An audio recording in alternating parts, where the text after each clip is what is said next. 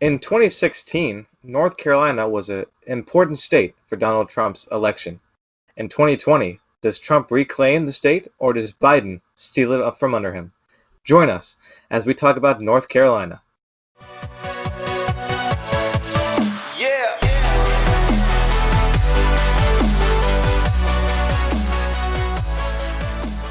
Hey guys, welcome back to the Mr. R Show. I'm Andy. I'm Ashton. And today we will continue our state-by-state profile of the swing states. Today, Ashton, is North Carolina. What are your first thoughts of this state? Well, Andy, I will speak for both of us and say this is, out of all the swing states, the most familiar one. We have been to the state many times, both of us. Mm-hmm. One of our favorite theme parks is there. So Carowinds, for anyone who doesn't know, great theme park. It is a very new swingish state, so to say. It's been for a long time Republican, basically since Reagan won it. And it is one of those, I think they call them New South states. It's much like Virginia, where it's been turning blue over time, but way more slowly than Virginia. So, the only Democrat to really win it in a while was Obama. So, I don't even think Bill Clinton didn't win it. Like, it's been Republican since Yeah. basically since the 70s till Obama won it, and a Democrat hasn't won it since. So I would say the biggest thing to me is we'll go ahead and go into the election history. Uh, Mm-hmm. Biggest thing to pay attention to is the fact that Romney did do better than Trump in the state. And that's against the person who won it 4 years beforehand. So that's something people should note. Trump did underperform in the state. He still won it. So he won it with, I think, a percent or two margin, which is not bad. But it is a very purplish state. I would say it leans a little bit more towards the Republicans, but very slightly. Yeah, just to emphasize on that point versus the Romney versus Trump comparison, Trump did not have a majority of the votes when he won North Carolina. If you want to look, we did a video on it a few weeks ago, majority versus plurality. Go check that out. But it just shows that the voters were not as enthusiastic in 2016 as they were in 2012. We'll see 2020 Biden being a completely different candidate than Hillary Clinton was for the Democrats, how voter turnout will be. But if Trump can't even beat someone like Clinton with the health with above 50% of the vote, it's going to be a very hard state for him to keep in 2020. That does not mean he won't, and we'll get to the current polls in just a second, but it's going to be difficult for him to keep it. The current polls right now show Trump up with a .6 lead.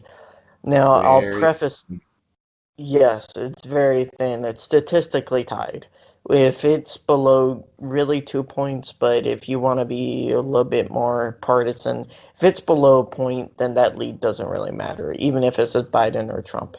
Um, but overall, I will preface that with saying some of the last few polls in North Carolina have been terrible. And people ask, oh, why have they been terrible? Because it's showing Trump winning? No, it's because a lot of polls are switching over to likely voters, which is fine. But the problem is these likely voter polls are low number polls. They're in the 500 number of people they're polling. That means they have a very, very high margin of error. And especially if that pollster doesn't have a really good data analytics department. Some do, some don't. I'm not saying like CNBC or Emerson are bad polls. What I'm saying is those are polls, since they're so low in number for people they're polling, I'm not very comfortable with their accuracy, especially with a state that is very much competitive. And that's for both. Trump has been overperforming the national polls in North Carolina, and Biden has been underperforming them, or kind of going equal with his national numbers. So That's something to keep in mind when you look at some states are better. Wisconsin has terrible state polling. North Carolina, I contend right now, it has a good volume of polls. It just doesn't have great quality of polls. The best poll I've seen in North Carolina was a CBS one that was likely voters in 1,200, and that had Biden up for it. That's still within the margin of error. So it's still, even with that poll, which is more favorable towards Biden, that still could mean it's tied, which that's why you look at RCP versus a single poll. It gives you a lot more information. Yeah, yeah. Just me and you have just had difference of opinion in this state because of the closeness of it right now. When we did our August election map, you had North Carolina going to Biden, I had North Carolina going to Trump. And one of my favorite lines that I know you guys watching have said when I said the state is flippity floppity, it's close right now. I mean, it's August. It's really close. A lot can happen before November, but it's really, really close. Maybe even a coin flip, you could call it that, depending on who you ask. But it's very close. And if Trump wants to win, he's going to have to do better. And, he's not facing Hillary Clinton. He's not facing someone that's hated by almost everybody. He's facing Joe Biden, who is not the perfect candidate, but is a lot, 2 times, 3 times, 4 times better than Hillary Clinton is as a candidate. But Ashton, it is time for my favorite video part of the video, as I always say every time we do this, the major industries and who they favor. Always a great insight in the state, what makes them tick, and how they look to voting for.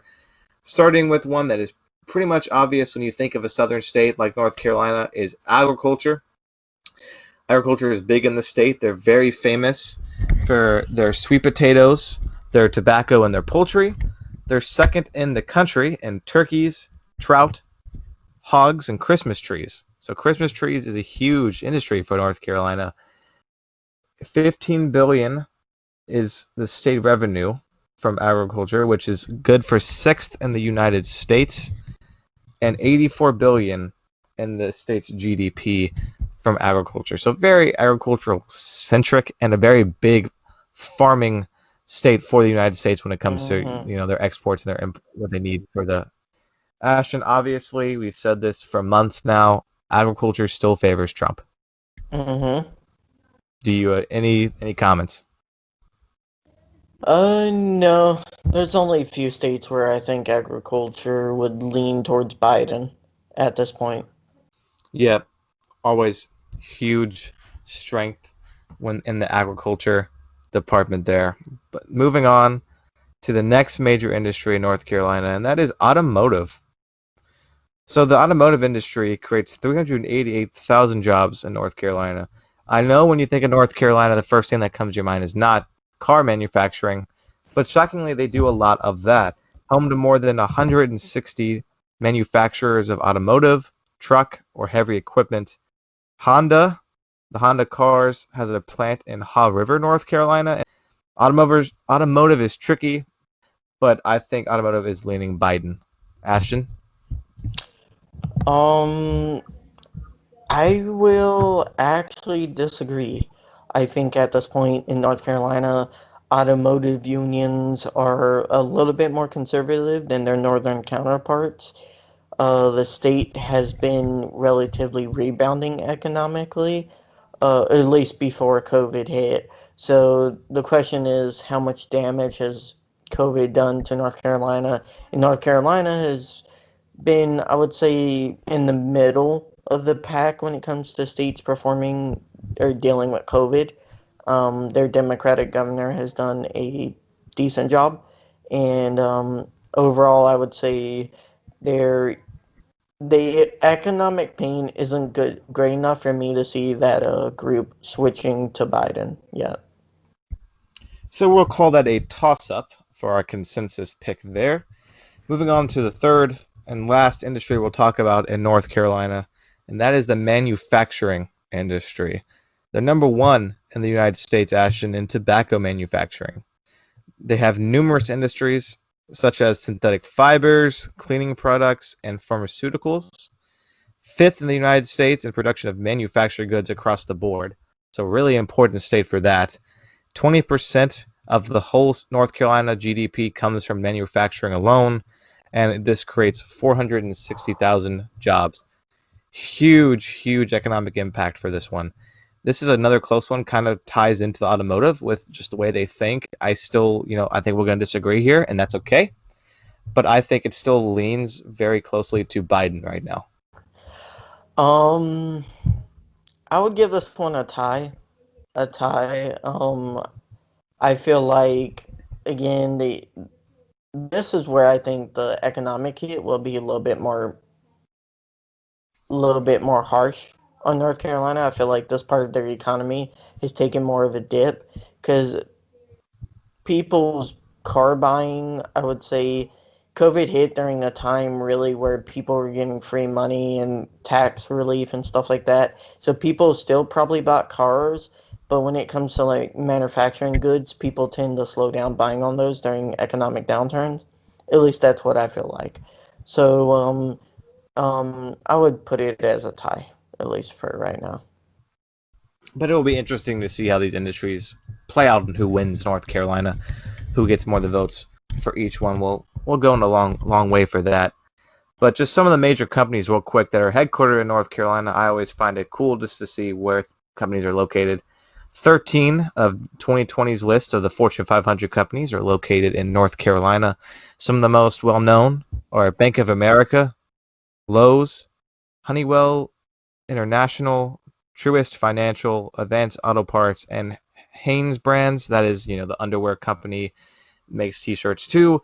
North Carolina, especially Charlotte, is known as a banking state, a banking city in Charlotte. You go there, the Panthers play there, Bank of America Stadium. Lot to do with money in Charlotte, and that's why it's one of the fastest growing economies in the United States is that of Charlotte and North Carolina. Ashton, let's move on to talk about the actual people that are in North Carolina with the different demographics. Let's start with the population pyramid.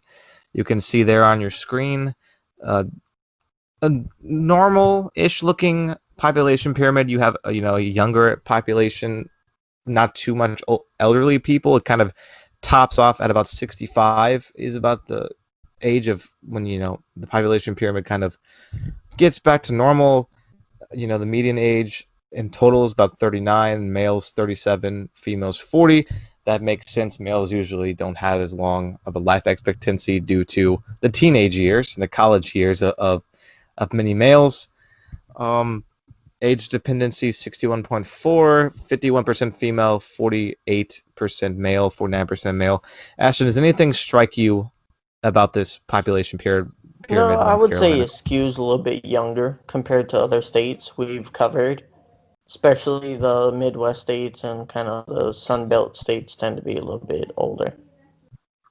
I think, yeah, just to tie with that, the cities that are just popping up with Raleigh and Durham, and you have especially Charlotte, obviously, Fayetteville. These cities are growing. You have younger kids coming there. They go to college, Duke, North Carolina, NC State, and they stay in North Carolina. They don't move out because there's a lot more potential for growth, potential for careers in North Carolina, which is causing that an economic boom, that population increase. As you can see, 25-year-olds and 20-year-olds are a lot more healthier now than they were a few years ago, and it just shows that aspect of Mhm. North Carolina. Let's move on to just the race demographics. As you can also see now on your screen, just about 69% white, just under 22% black or African American. Always, usually in every state, this will be the majority of the population: Hispanics and whites, and then black and African American. 2.78% Asian, 2.59% two or more races, got three other races. So very much white and black or African American in this state. Not too surprising there. And I will say out of all the swing states, I believe it has the second or third most African American voters. So that's something to keep an eye out. African American turnout will be clearly a big indicator for a few of the southeastern states, which direction they're going to go. So that's something to keep an eye on during election day. yeah, 100% agree. There's always this kind of underlying quote, if you will, about, Republicans only win when voter turnout is low. In some cases, that is very much true. And the African American population can come out in waves on election day in North Carolina. That can tip the scales. While as in 2016, Hillary Clinton did not have the same enthusiasm from the African American votes, and even lost some in places like Michigan and even in North Carolina. That could change the election this time around.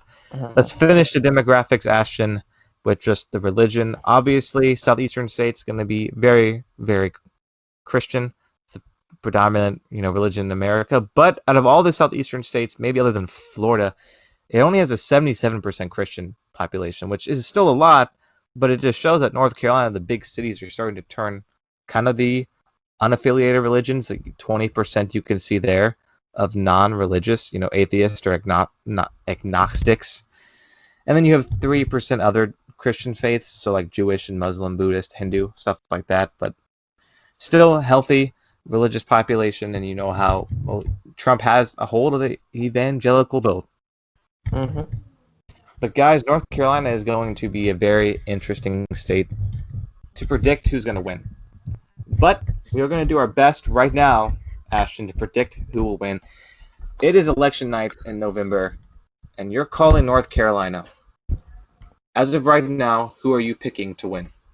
Oh, North Carolina ain't being called on election night. I'm telling you that.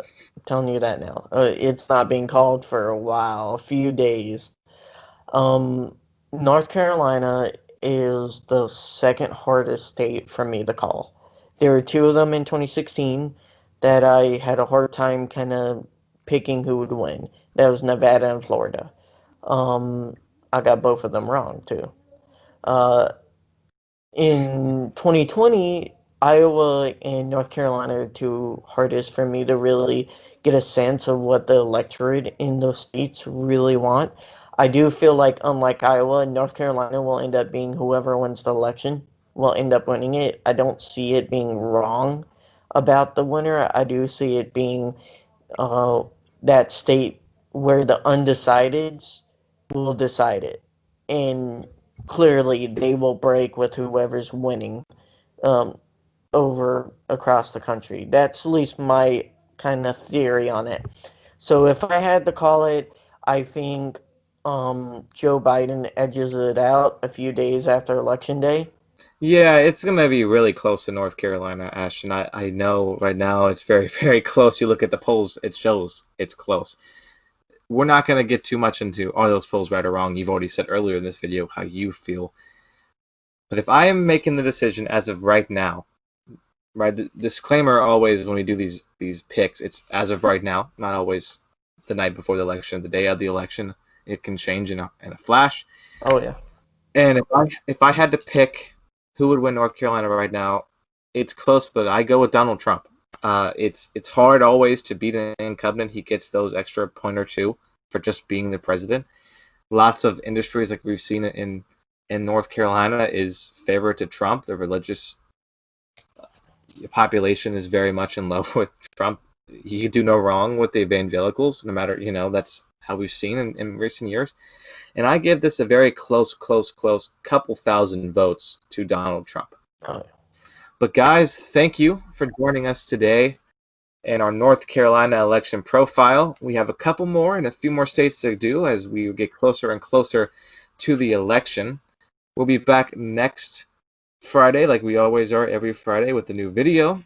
Next week's video will be what is conservatism? We're going to be starting a new series that dives into political ideologies, not our opinions on them. Of course, we don't want to have our opinions out there because we just want to have a factual look at what it is, because there's a lot of myths out there about different things, such as socialism is the baby brother to communism, right? Things like that, or conservatism leads to fascism. Myths like this. We want to dive into them, what these ideologies actually mean, what they say, what they believe, and just bring it out to you guys on the video. Come back next week to watch that. Go check out our other election profiles, such as Iowa, Michigan, and Florida. And we'll see you guys in the next video.